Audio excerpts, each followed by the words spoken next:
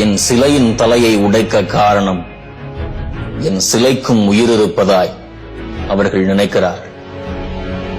என் சிலையின் பீடத்தை கூட தகர்க்க காரணம் அந்த பீடத்துக்கு பிற உயிர்களையும் உயிர்ப்பிக்கும் சக்தி இருப்பதாய் அவர்கள் நினைக்கிறார்கள். என் சிலையை நீ உடை. உனக்கு உடைக்கும் உரிமையும் வாங்கி தந்தது நான் தான். நீ வெளியே வர உதவும் சட்டமும் என்னாலேயே எழுதப்பட்டது. நீ மண் என்றது மனு, மனிதன் என சட்டம் செய்தவன் நான். நீ காலில் பிறந்தவன் என்றது மனு, நீ சாதிக்க பிறந்தவன் என்றவன் நான். கல்லும் கம்பும் கடப்பாறையும் தாங்கிய கைகள் பேனா பிடிக்கட்டும் என்றவன் நான். மீண்டும் கல்லும் கடப்பாறையும் பிடிக்க நினைப்பவன் இடிக்க துடிப்பது என்னைத்தானே இருக்கும். சாதியே சட்டமாக இருந்த காலத்தில் நீதியை சட்டமாக்கியவன் நான். அந்த சதி புரியா கூட்டம் இடிக்க துடிப்பது என்னைத்தானே இருக்கும். எல்லோருக்கும் சுதந்திரம் கேட்டேன், எதிர்ப்போர் என்னை அடியுங்கள். எல்லோருக்கும் சமத்துவம் விரும்பினேன், நிராகரிப்போர் என்னை அடியுங்கள். எல்லோரும் சகோதரர் என்றேன், விரும்பாதவர் என்னை அடியுங்கள். உங்களுக்காகவே பேசினேன், அடிபட தகுதியானவன் தான். உங்களுக்காகவே எழுதினேன், அடிபட தகுதியானவன் தான் நான். உங்களுக்காகவே செயல்பட்டேன், அடிபட தகுதியானவன் தான் நான்.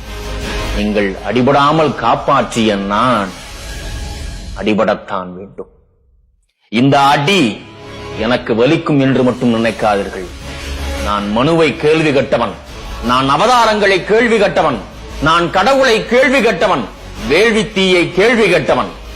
எனவே என்னை வெட்டிய அறிவாளின் முனை வழுங்கியிருப்பதை உற்றுப்பாரு. இந்த அடியால் என்னை அவமானப்படுத்தி விட்டதாக மட்டும் நினைக்காதீர்கள். மாட்டு வண்டியில் உருட்டிவிடப்பட்டு நாடாளுமன்றத்தில் போய் விழுந்தவன் நான். நான் பட்டங்களை வாங்கியவன் அல்ல, பல்கலைக்கழகத்தையே வாங்கியவன். நான் கட்சி தலைவன் அல்ல, பல்லாயிரம் கட்சிகளை உருவாக்கிய தலைவர்களின் தலைவன். சாதி தலைவன் அல்ல, சமூக தலைவன். எனது லட்சிய சமூகத்தில் நீங்கள் எல்லாம் உத்தம புத்திரர்களாக வாழ்வீர்கள் என்று நினைத்தேன். நீங்கள் சாதிய சகதிகள் புரள்கிறீர்கள். எனது சிலை உடைக்கப்பட்டது பற்றியே எல்லோரும் பேசுகிறார்கள்.